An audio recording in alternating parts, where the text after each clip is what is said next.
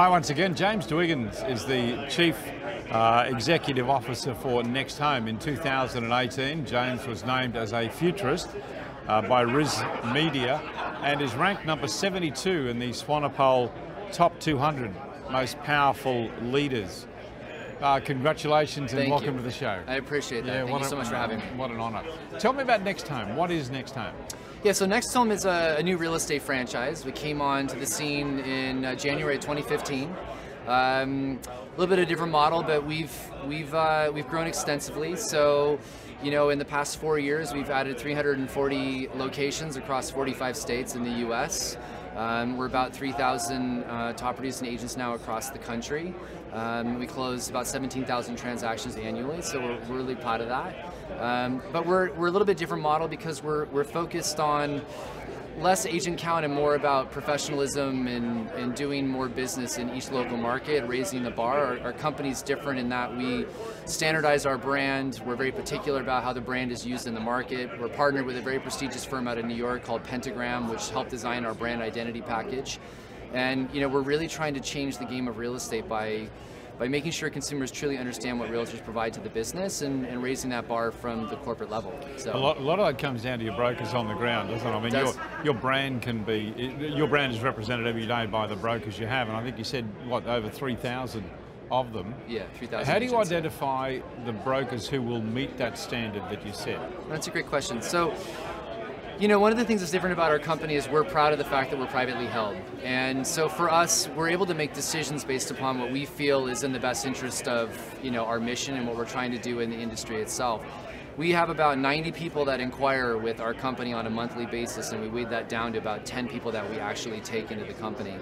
And it starts with culture. We spend a lot of time vetting our customer to make sure that they have the same vision as us, that they're looking at the change in the industry, that they're trying to make a positive change with the consumer, and we really kind of figure out if they have the same vision that we do. Once that happens, we do some pretty extensive background check on people. We look at their finances. Are they in a good financial position to run a real estate brokerage? We then talk to people in the market, find a little bit more about them, and go through a process to decide if they're a good fit for our company. And I think one of the things that's unique about us is because we're not beholden to any type of number of addition. We're not publicly traded. We're not held by investors. You know, we can make decisions to bring people into the company that are truly a good fit for the organization and not just a numbers game, which unfortunately our industry is somewhat known for. So, can you describe for me your perfect, are they franchises or franchisees? They're franchisees, yeah. Could you describe for me your ideal franchisee? Yeah, sure. In terms of age and... Yeah. We're not, I mean, so as far as our franchisee, we have about 40% of our members are teams, agent teams that move into opening their own brokerage with our organization. Another 40% are independents. We look at small independent operations, boutique shops around the country that have, you know, 5 to 25 agents in them.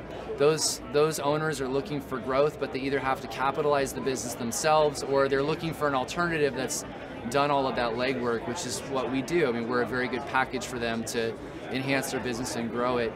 And so that's about 80% of our business is between those two target customers. Another 20% is existing franchises that, you know, that are with another brand, but that's candidly not typically our client base. They tend to be bigger, larger agent operations, which just isn't our core interest as a company.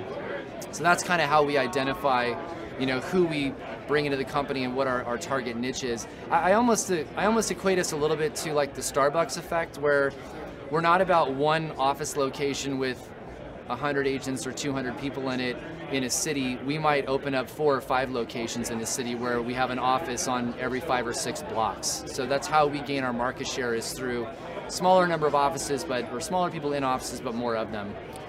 We're here at the Inman conference, of course, yeah. A lot of technology and discussion about marketing. Can you just tell me how you think technology has framed the way brokers and agents market themselves? Yeah, I've been in this business a long time. I was born into a real estate family. You don't look it. You look very young to well, me. 38, but I still have some gray hair. So, you know, I think we are at an interesting time. especially right now with the way that technology is changing our business. And there's two camps here. There's the camp of people that want to remove the realtor from the business. They see the commission that's paid and they want a piece of that and think that that can either be passed down to the consumer, or they provide a mousetrap to provide a service that's discounted. I think that's one group. And then there's our industry. There's a portion of us that still believe the realtor is a significant part of that transaction. And where I see it coming to a head is there's a lot of tech out there through AI, machine learning, all these words everybody's using. But to me, the ideal focus is how we marry the two. I think the role of a realtor has to change, and I'm not shy about it. In what way? Well, I think that consumers think of an agent as a small window of time that they work with an agent to buy a property. Let's say it's over 90 to 120 days, and then they never hear from the agent again. Statistically speaking, 82% of consumers say they would work with their agent again, but only 27% of them actually do. That's a huge problem. And what we look at as a company where I think technology is going to move it is the realtor is going to have to change what they do as their job. There is the part of buying or selling, but it's so much more. Like, how do we make the agent part of the process of home ownership for the 7 to 10 years that a homeowner owns that property? And I think with data, there's a lot of opportunity there. Knowing about when a refrigerator in the house is being recalled by GE. We're working on ways to make our agent the focal point of telling that homeowner about that problem, because we all know the homeowner isn't going to know about that. So when we look at data sets that are starting to be aggregated, when we look at how artificial intelligence can help the agent know when to reach out and when to talk to that client, this is where I think tech and human behavior and human involvement can really shift the industry. NextHome, when I read up about your company, I read about a powerful communication tool. Can you tell me about that and how that helps a broker? Which one? Any communication tool? Yes, yes. Okay. Well, I mean, we have our own CRM that we built internally, and for us that kind of goes along the lines of what I was referring to about how to make sure that the agents are talking to the customer at the right point in time. And phases of that for us are, as an example of AI, where we know about something that's occurring on the property. For example, something we're working on is if the roof warranty is going to expire, our system's going to reach out directly to the homeowner and let them know about that. It's going to know that the cost to repair that roof is about 30% less in the summertime than in the winter. It's going to tell the homeowner from the agent, and then also let the agent know simultaneously to reach out to that customer and have that conversation. So kind of tying the communication and where artificial intelligence is moving, we think that there's a great pathway to have that agent be the focal point of that conversation, but also providing value directly to that specific homeowner in that example. Thank you for your time, James. Yeah. It's been great talking to you. Absolutely.